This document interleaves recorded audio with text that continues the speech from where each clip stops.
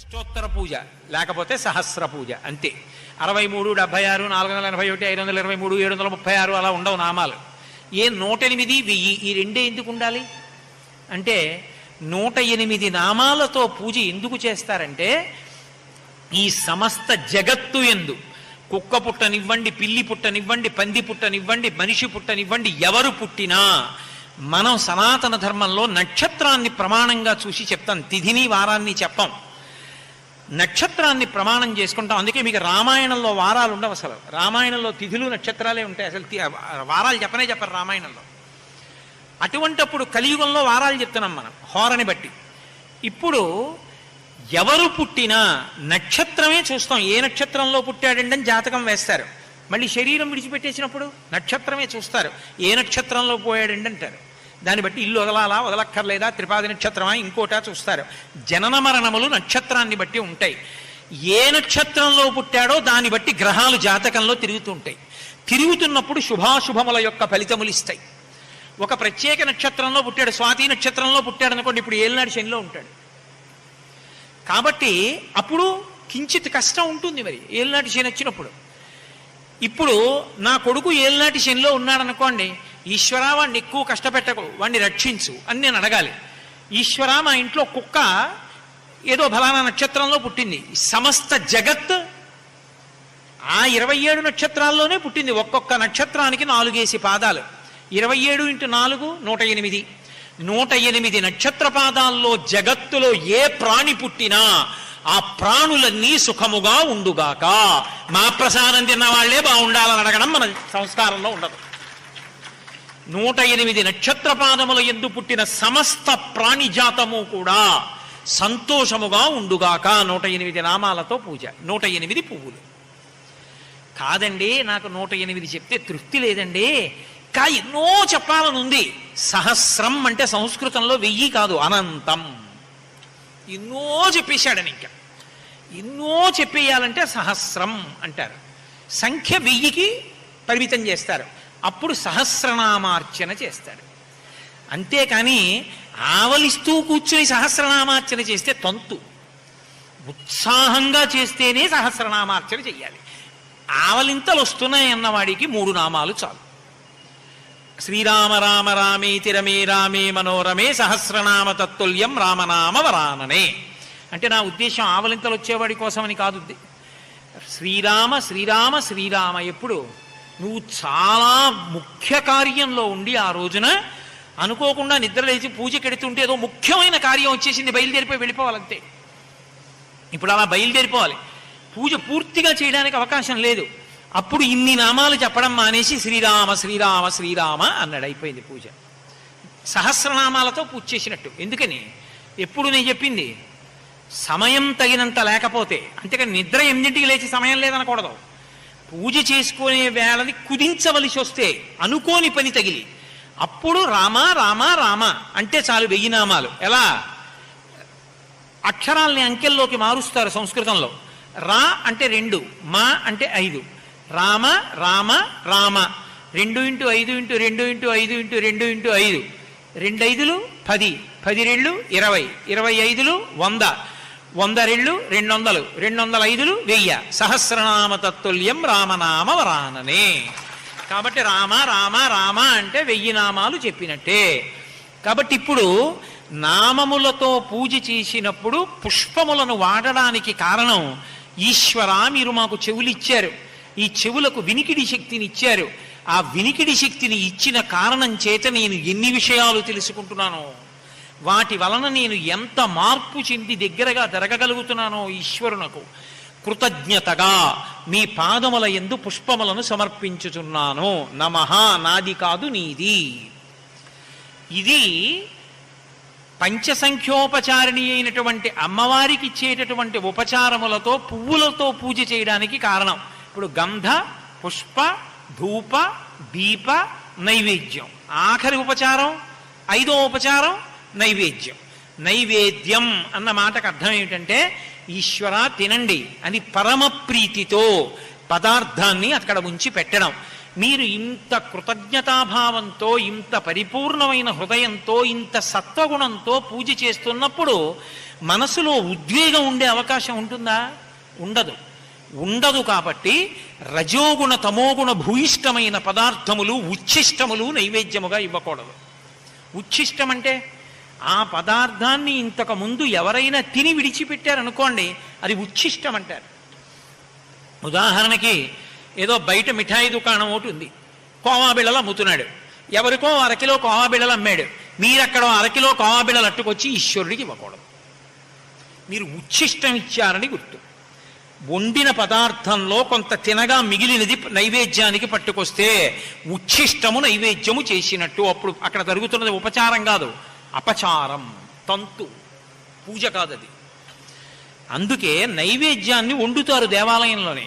దేవాలయంలోనే వండి బట్ట కప్పి తీసుకొచ్చి ఘంటానాదం చేస్తూ నైవేద్యం పెట్టి ప్రసాదం అని భక్తులకు ఇస్తారు. అది వైదిక మార్గం. అది కారణం. నువ్వు ఏం పెట్టు, ఎంత పెట్టావన్న దాంతో సంబంధం లేదు. పండు పెట్టు. రోజు ఇంట్లో పెట్టవలసింది మాత్రం ఏది పెట్టినా బెల్లం ముక్క పెట్టాలి. ఎందుకని అంటే బెల్లం ముక్క ఒక్కదానికే లోకంలో నిలవదోషం లేదు. నిన్న వండింది అన్న దోషం కానీ, నిలవబెట్టి తెచ్చింది అన్న కానీ దోషం కానీ ఉండదు. బెల్లం ముక్క కలిపి నైవేద్యం పెట్టాలి. అందుకే ఈశ్వరుడికి నివేదన చేసే పదార్థాలు బెల్లంతో వండుతారు తప్ప పంచదారతో వండరు. అది కారణం. కాబట్టి అలా ఇప్పుడు నివేదన చేసావు, ఈశ్వరుడు తింటాడా? నిజంగా ఈశ్వరుడు తినేశాడు అనుకోండి, పెడతామా నైవేద్యాలు? పెట్టాం. ఈశ్వరుడు తినే మార్గం ఒకటి ఉంటుంది, చూపుల చేత తినే మార్గం ఒకటి ఉంటుంది. చూపులతో తినడం అంటే మీరు అలా ఏదో పట్టుకొస్తున్నారనుకోండి, నేను ఆబగా దాని వంక చూశాననుకోండి, అంటే చూపులతో కొంత తినేశానని గుర్తు. ఈశ్వరుడికి నైవేద్యం పెట్టేటప్పుడు మనం సాత్వికమైన పదార్థమే పెట్టాలి. సమోసాలు పెట్టకూడదా అండి, మసాలా దోశలు పెట్టకూడదా అండి అంటే పెట్టకూడదు. నువ్వు సత్వగుణంతో పూజ చేస్తున్నావు కాబట్టి సాత్విక పదార్థమే నైవేద్యం పెట్టాలి. ఈ నాలుక మీద ఎన్ని రుచులు అనుభవిస్తున్నావు! ఒక్క తీపిలోనే ఎన్ని రకాల తీపులున్నాయి.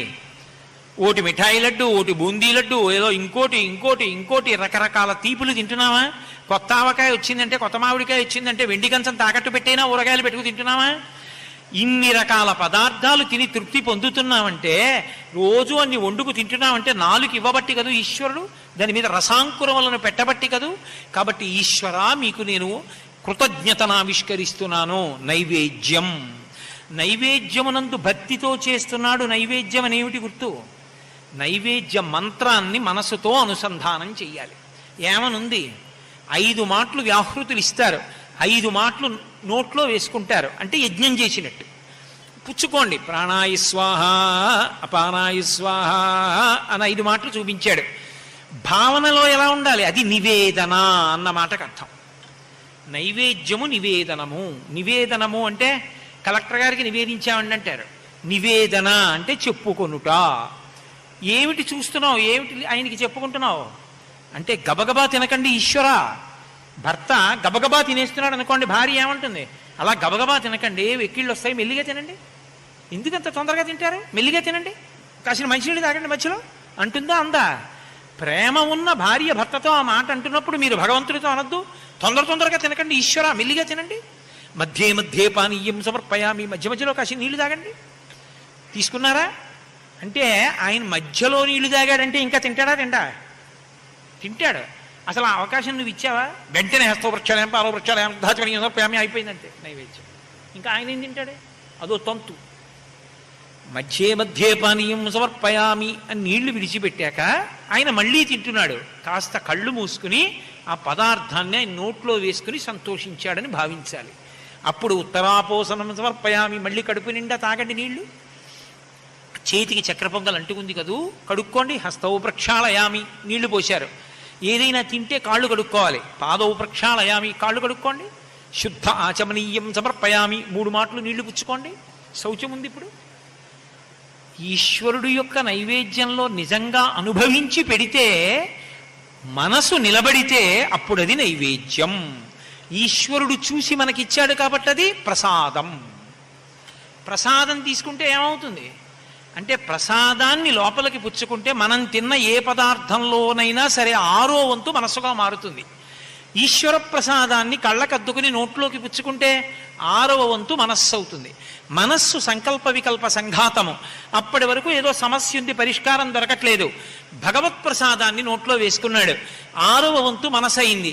ఇప్పుడు అరే నేను ఇంత తిరుగుతున్నాను ఎందుకురా, అక్కర్లేదు మన పక్కింట్లో ఆయన్ని అడిగితే అయిపోతుంది కదా.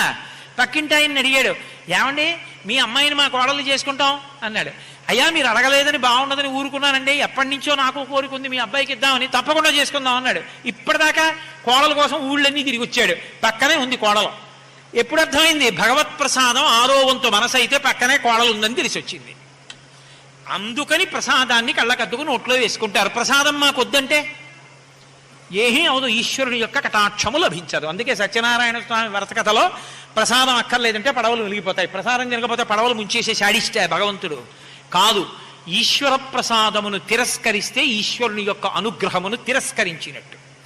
ఈశ్వరానుగ్రహం తిరస్కరిస్తే వేళపట్టున వర్షాలు ఎందుకు పడతాయి లోకంలో? ఎందుకు సంతోషంగా ఉండడం కుదురుతుంది? కాబట్టి ఈశ్వర ప్రసాదం అనగా ఈశ్వరుని యొక్క అనుగ్రహము, అది నివేదన చేత సిద్ధిస్తుంది.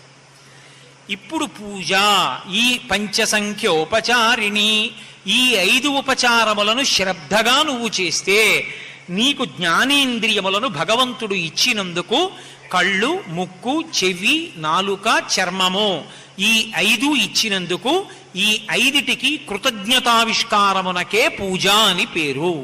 మరి మిగిలిన ఉపచారాలు ఎందుకు? ఎన్నో చేస్తున్నాం కదా.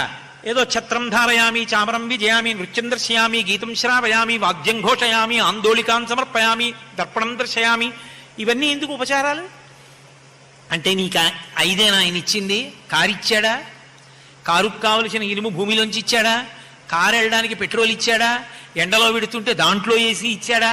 అందులో కూడా నేనేదో చూడాలంటే టీవీ ఇచ్చాడా? ఎక్కడున్నా భార్యాబిడ్డలతో మాట్లాడాలంటే ఓ సెల్ ఫోన్ ఇచ్చాడా? ఆఖరికి 2 చక్రాల వాహనం మీద పెడుతూ కూడా మాట్లాడి వాడు యమపాశంలో ఎదుటివాడి మీద పడిపోతాడు, కింద పడిపోతాడు. యుక్తాయుక్త విచక్షణకి బుద్ధిస్తే పక్కన పెట్టి వాడుకుంటున్నావా? ఇన్నిటినీ ఈశ్వరుడు ఇచ్చాడు. ఇల్లు ఇచ్చాడా? ఇంట్లో గదులు ఇచ్చాడా? గదుల్లో బల్లలు ఇచ్చాడా? కుర్చీలు ఇచ్చాడా? ఓపిక ఇచ్చాడా? ఆరోగ్యం ఇచ్చాడా? వాక్ ఇచ్చాడా? తింటే జీర్ణమయ్యే శక్తి ఇచ్చాడా? తెల్లవారేటప్పటికి మిగిలిన పిప్పి బయటికి వెళ్ళడానికి సంవరణీకంఠనములు సడలిపోయేటట్టు చేస్తున్నాడా? మరి వీటికన్నిటికీ ప్రత్యుపకారం ఇదిగో ఈ ఉపచారాలన్నీ. అందుకని ఆవిడ చతుశ్చోపచారాఢ్య 64 ఉపచారాలు చేస్తారు. నీకు సంతోషం ఉంటే ఆయన చేసిన మేలు తలుచుకుంటే ఎన్ని ఉపచారములైనా చేసి కృతజ్ఞతను ఆవిష్కరిస్తారు. అందుకే పూజ అంటే పరవశ స్థితి.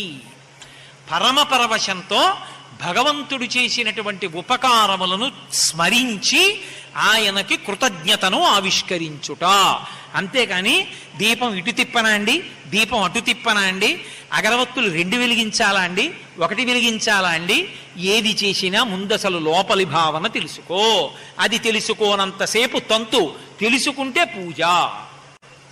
ఈ పూజ ఏమవుతుంది? ఒక స్థాయికి వెళ్ళేటప్పటికే మానసికమైపోతుంది. అది పై స్థాయి అంటారు. అంటే అప్పుడు ఉపకరణములు అక్కర్లేదు దగ్గర.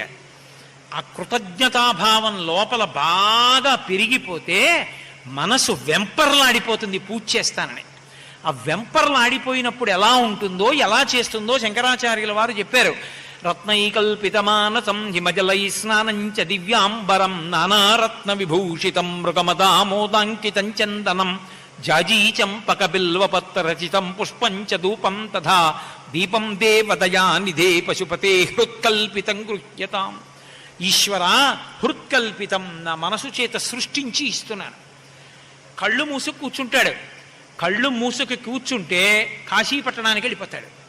కాశీపట్టణంలో అంతరాలయంలోకి వెళ్ళిపోయి తాను పద్మాసనం వేసి కూర్చుంటే భార్య తన కుడి చేతి వైపు నిలబడి ఆవు పాలతో కూడుకున్నటువంటి బంగారు పాత్రని చేతికిస్తే ఆ పాత్ర తీసి శివలింగం మీద పోస్తుంటే దోమతెరలా పాలన్నీ శివలింగం మించి జారిపోతుంటే నమస్తే అస్తు భగవన్ విశ్వేశ్వరాయ మహాదేవాయ త్రయంబకాయ త్రిపురాంతకాయ త్రికాగ్నికాలాయ కాలాగ్నిరుద్రాయ నీలకంఠాయ మృత్యుంజయాయ సర్వేశ్వరాయ సదా అని ఆ మంత్రం చెప్తూ ఈశ్వరుడికి పాలతో అభిషేకం చేసేశాడు. తెల్లగా పాలు జిగురుగా పట్టుకుని ఉన్నాయి. ఇప్పుడు మళ్ళీ ఇలా అన్నాడు. భార్య బంగారు చెంబుతో శుద్ధజలం ఇచ్చింది. ఆ నీళ్లు పోశాడు. శివలింగం అంతా కడిగినట్టు అయిపోయింది. ఇప్పుడు ఇలా చేయి పెట్టాడు, పెరిగిచ్చింది. పెరుగు ఎత్తి పోస్తే బిళ్ళలు బిళ్ళలుగా పడి మీద తూలుతుంది. చెంబు కింది వరకు దింపాలి అభిషేకం చేసేటప్పుడు. దింపి పోస్తే మీదకి తూలకుండా శివలింగం అంతా అలదుకుంటుంది. ఇప్పుడు మళ్ళీ శుద్ధ జలం చేశాడు, ఆ పెరుగు బిళ్ళలు దిగిపోయి తేనె తీసుకున్నాడు, అభిషేకం చేస్తున్నాడు. ఎర్రగా ఏదో ఆ బట్టలోంచి పైకి కనపడేటటువంటి సన్నటి నేతనీసినటువంటి బట్ట ఎలా ఉంటుందో తేనె అలా జారిపోతోంది. ఇప్పుడు మళ్ళీ శుద్ధ జలం పోశాడు, జిగురు జిగురుగా పట్టీలు పట్టీలుగా కిందకి దిగుతుంది తేనె. ఆ దిగిపోయినటువంటి స్థితి చూశాడు. నేతి పాత్ర జాగ్రత్తగా పట్టుకోవాలి, పట్టుకున్న చోట నెయ్యి తగిలితే జిగురు చెంబు పడిపోతుంది. కింద పొడిగా తుడిచి భార్య చేతిలో పెట్టింది, అది పట్టుకుని నేతిని పోస్తున్నాడు. బరువుగా మెల్లిగా దిగుతుంది నెయ్యి. ఆ దిగిపోయినటువంటి నెయ్యి ఇప్పుడు మళ్ళీ శుద్ధ జలం పోశాడు. అంచులంచులుగా చీరలు జీరలుగా నెయ్యి అంతా కిందకి దిగుతోంది. ఆ తరువాత ఏదో పళ్ళరసాలు చేశాడు, శుద్ధోదకం చేశాడు, శివలింగాన్ని తుడిచేశాడు, చందనం పెట్టాడు, దానికి బొట్టు పెట్టాడు, దానికి వస్త్రం కప్పాడు, ఉత్తరీయం కప్పాడు, పుష్పహారం వేశాడు, రుద్రాక్షమాల వేశాడు. వేసి జాజిపూల పళ్ళెం చేత్తో పట్టుకుని ఓం నిధనపతయే నమః అని వేస్తున్నాడు. జాజిపూలు శివలింగం మీద పడి కింద పడిపోతున్నాయి. ఓం నిధనపతాంతికాయ నమః, ఓం ఊర్ధ్వాయ నమః. శివలింగం మీద పడుతున్నాయి, కింద పడుతున్నాయి. పానవట్టం అంతా జాజిపూలతో నిండిపోయింది. ఇలా అన్నాడు. భార్య మారేడు దళాల పళ్ళెం ఇచ్చింది, ఒళ్ళో పెట్టుకుని ఒక్కొక్క మారేడు దళం తీస్తున్నాడు. త్రిదళం త్రిగుణాకారం త్రినేత్రం చ త్రియాయుషం త్రిజన్మ పాప సంహారం ఏకబిల్వం శివార్పణం. మారేడు దళాలు వేస్తున్నాడు. పూజ అంతా అయిపోయింది. బోలెడన్ని పళ్ళు పాయసం అన్ని భార్య అక్కడ పెట్టింది. మూతలు తీసి గంట వాయిస్తూ నీళ్లు జల్లి నైవేద్యం పెట్టాడు ఈశ్వరుడికి. ఇప్పుడు తాంబూలం ఇచ్చాడు. నీరాజనాన్ని శివలింగానికి చూపిస్తున్నాడు. ఆ నీరాజనపు కాంతులలో శివలింగాన్ని చూశాడు. మంత్రపుష్పం చెప్పాడు. ఓ పువ్వు తీసి కళ్ళకద్దుకుని తల మీద పెట్టుకున్నాడు.